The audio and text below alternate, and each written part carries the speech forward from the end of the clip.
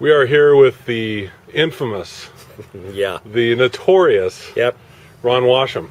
Ron, you had a blog for a long time. Maybe you'll have it again. It was Yeah, I'm the Brett Favre of bloggers. I just retire and come back and send naked pictures of myself to everybody. It was called the HoseMaster of Wine. HoseMaster of Wine. Right. So, what was the premise for this? Well, it was only after looking around wine blogs, I realized most of them didn't know what they were talking about, and I thought somebody needed to make fun of them a little bit. And then I realized I guess I was the guy to do that. And once it sort of took off, I was doing it for myself.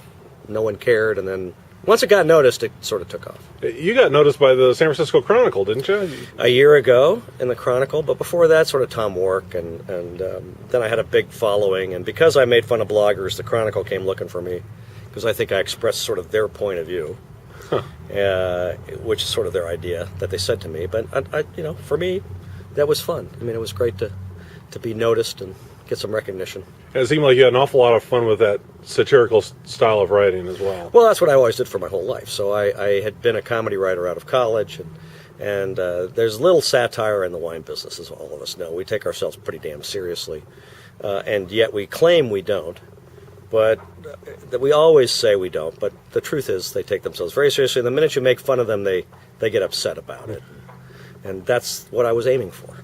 And you had kind of three different themes that I saw on the blog. One was satirizing other bloggers' writing styles. Mm-hmm. One was the HoseMaster Guide to Grapes and Wines. And then the third one was you talked a lot about poodles.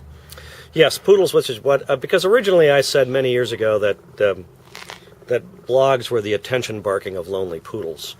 And so I just shortened it to poodles, and I started calling them all poodles. I think what I tried to do was to be different every time out and write satire in different voices.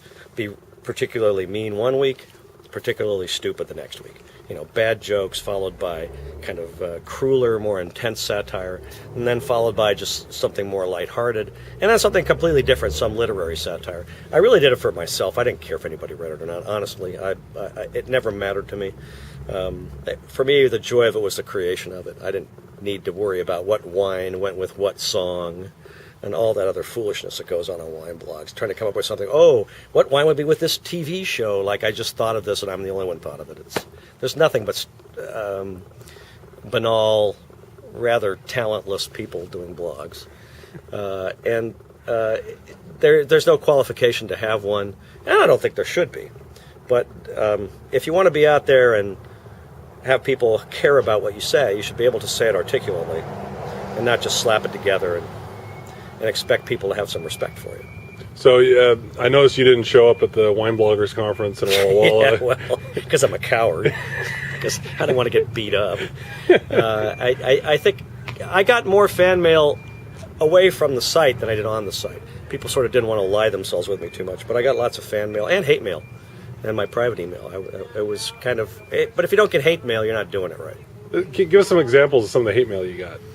Oh, my God. I mean, I don't want to mention anybody's names because that's not fair, but I got people just saying the usual stuff. Because people, when they insult you and don't like your blog or what you do, they go back to the third grade. You're not funny, and you're not smart, and I don't like you. Then they have nothing interesting to say. They just say, I hate you, and I don't like you.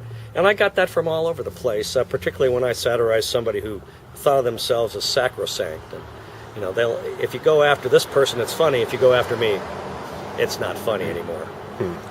And I, had a lot of trouble with, not trouble, they would just send me notes, and I never got threats. I just got people who were angry at me. And right. I found that amusing.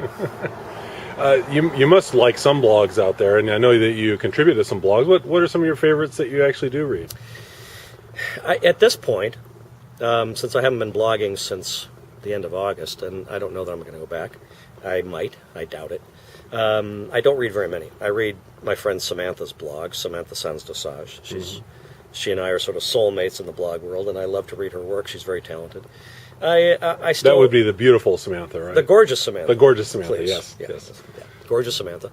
And honestly, after that, I occasionally read Steve Hymoff, and I read Alfonso Civola's blog on the Wine Trail in Italy, because I like him, and I like to make fun of him, so I like to read his blog so I can make fun of him. And that's about it. I really honestly spend zero time on wine blogs anymore because there's very little worth reading. What am I doing now? So since you didn't make any money on blogging, No one makes any money on blogging. So and I never wanted to make money on blogging. Once you make money, it's a whole different world. People trying to monetize their blogs is one of my favorite comedy bits. Yeah. That's just the height of good luck. But, yeah. So what do you do for a living? Well, since I was a sommelier for 20 years in Los Angeles, moved up here to Sonoma about 4 years ago. So up here I've just been basically semi-retired, consulting, helping out at hotels and wineries and helping with wine lists and basically just goofing off, not doing too much at all. Not worried about it, those days are behind me, I think. Yeah. But I'm having fun. If somebody offered me a great full-time job, I'd take it, but what are the odds? Right. They look me up on Google, they find HoseMaster of Wine, they go, don't hire that guy. He's crazy. Unless it's Letterman who's looking for someone. So I get strange offers, like sometimes not from professional. I did it as a living when I was young, and I wouldn't go back. It's a kind of a crazy world, and it's also a young person's world. As Mark Twain said, the older you get, the comedy starts to sound more bitter and less funny. Yeah. And there's a lot of truth to that. That's what I have to watch for when I did my blog. Yeah.